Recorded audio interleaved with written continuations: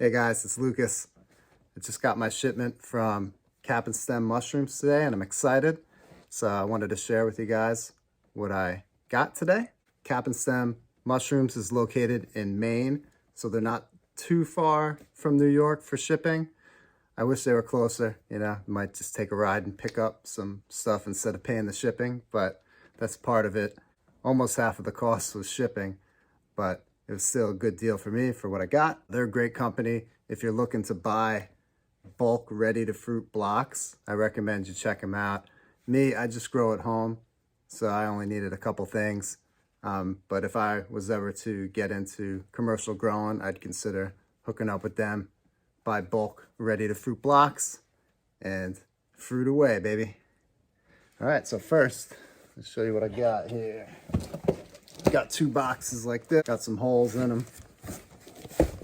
I don't want to show you guys my address, so I gotta be careful. You probably just look it up anyway. All right.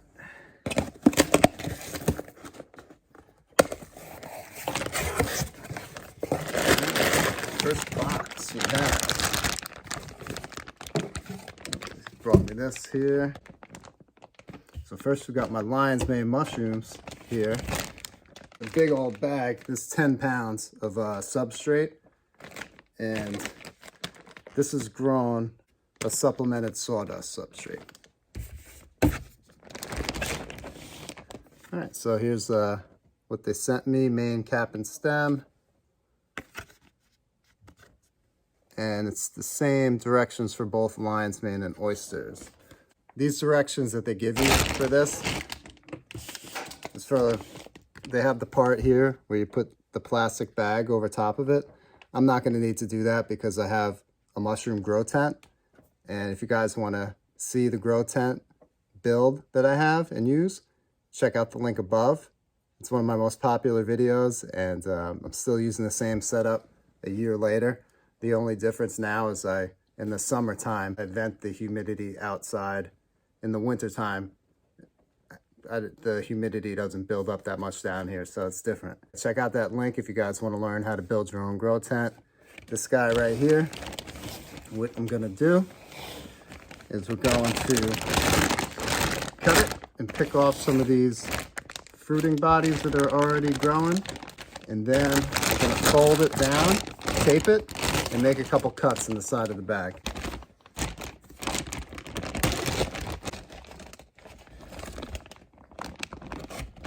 All right, so yeah, I removed all this off the top because those mushrooms would be bitter if I continued to let them grow. So you want to pick them off, start fresh. I mean, it's a good sign that it's healthy. But once I put a couple cuts in this bag and expose it to high humidity, then it's just going to start fruiting some nice big mushrooms. What I want to do is I want to force this block to focus on 1 cut or 2 cuts. I haven't decided if I'm going to do 1 or 2 yet. So let's roll it down. Get all the air out. We got some tape here.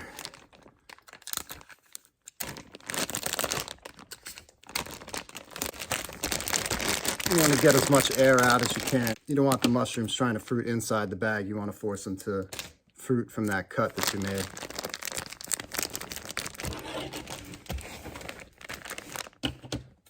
Go a little heavy with the tape. This is Scotch tape, so it's going to be moist in there. And here, just going to make an X where I want this mushroom to grow. I do 1 on the top and maybe 1 on the side. I think we're going to go with 2 small ones. So I've got 1. Cut an X right here. And then over here, I'm going to cut another X. All right, it's pretty easy. Now, this guy's gonna go into the tent, exposed to high humidity. Check out that video above for the grow tent build, and let me know what you think. So let me go bring this over to the tent, and I'll show you what else I got. All right, here's my other box. It's a little lighter. That was a 10-pound block of lion's mane. Ready to fruit block. Now, I have my grain spawn. Blue oyster grain spawn. This is grown on, it's like a mixture of millet and some other type of grain. I'm used to just seeing millet, but it looks like we got some other stuff in there too, which is fine, as long as they're using organics. What I'm gonna do with my blue oyster grain spawn is tomorrow, I'm gonna pasteurize some straw on my stove upstairs, let it drain and then cool. And then I'm going to add some of this grain spawn to it, let it incubate for a few weeks. Then once it's ready to fruit, I'll introduce it to my grow tent with high humidity. And I have a complete step-by-step video that I made. If you guys want to check it out, check out the link above. To me, it's one of the easier ways to grow mushrooms because I don't have to be completely sterile. I just have to pasteurize the straw. The blue oysters, very aggressive. So right now I'm just gonna put this in the fridge until tomorrow. I'm ready to use it. And after my straw cools down and I'm ready to inoculate that straw with the grain spawn, take it out, use a little bit, then just seal it right back up and right back in the fridge it goes. And it's gonna last in the fridge for a good few months. This is a lot for me. I almost wish they sold this in half the size because for the amount that I grow, I mean, like I go pretty heavy with this and I still takes me 3 months to use this up. So like I said, I'm just a home grower and have a lot of success with the blue oyster mushrooms on straw.